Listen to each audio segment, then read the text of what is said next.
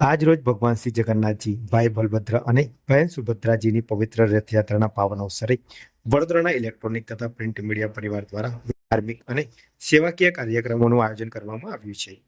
જગતના પાલનહાર ભગવાન શ્રી જગન્નાથજી ભક્તોના દ્વારે પધારે છે ત્યારે સમગ્ર વાતાવરણ ભક્તિમય બની જાય છે અને જીવનમાં નવી ઉર્જા, શ્રદ્ધા તથા સકારાત્મકનો સંચાર થાય છે. સતત 14મા વર્ષે ભગવાન શ્રી જગન્નાથજીની રથયાત્રા નિમિત્તે પત્રકાર મિત્રો દ્વારા શ્રી સત્યનારાયણ ભગવાનની પવિત્ર કથાનું આયોજન કરવામાં આવ્યું હતું. આ પ્રસંગે મોટી સંખ્યામાં પત્રકારોએ ઉપસ્થિત રહી ભગવાનના આશીર્વાદ પ્રાપ્ત કર્યા તેમજ રાષ્ટ્ર સેવા અને સમાજ સેવાની ભાવનાને વધુ મજબૂત બનાવવાનો સંકલ્પ વ્યક્ત કર્યો. સાંજના સમયે ભગવાન શ્રી જગન્નાથજીની ભવ્ય નગર યાત્રાનું ભક્તિભાવપૂર્વક સ્વાગત કરવા માટે પણ વિશેષ આયોજન કરવામાં આવ્યું છે. રથયાત્રામાં જોડાનારા હજારો ભાવિકો માટે છાસ અને ઠંડા પાણીના વિતરણની સેવા યોજવામાં આવશે. આ ઉપરાંત શહેરના અગ્રણી શ્રેષ્ઠીઓ અને વિવિધ સામાજિક સંસ્થાઓ દ્વારા ભગવાન શ્રી જગન્નાથજીની રથનું ભવ્યાતિ ભવ્ય સ્વાગત કરવામાં આવશે.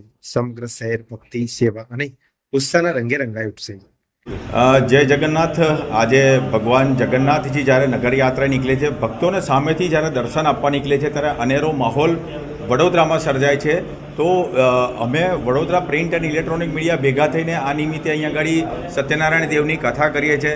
સાથે સાથે જે પ્રસાદી બધા મીડિયાના અમારા પરિવારજનો જે છે, મિત્ર વર્તુળો છે, એમના માટે પ્રસાદીનું આયોજન કરાય છે. તદુપરાંત જે રથયાત્રામાંથી જે લોકો આવતા હોય એમના માટે ખાસ છાસનું પણ વિતરણ થાય છે. એટલે આ અંદાજિત 14મું વર્ષ અમારું છે અને નિર્વિઘ્નપણે અમે આ પ્રકારની કામગીરી ચાલુ રાખીએ છીએ. એટલે જે રીતે આખા મીડિયાના લોકો જે બિઝી શેડ્યુલ હોવા છતાં પણ આ કથા અને આ પ્રસાદીના જે મહાપર્વ જે છે એની અંદર જોડાય છે અને જેનો સૌથી વધારે જે આ જગન્નાથજી જ્યારે નગરયાત્રા નીકળતા હોય ત્યારે લોકો આ રીતે અમારી સાથે પણ સ્વયંભૂ જોડાય છે. એટલે એનો અમને ખૂબ ગર્વ છે. જય જગન્નાથ.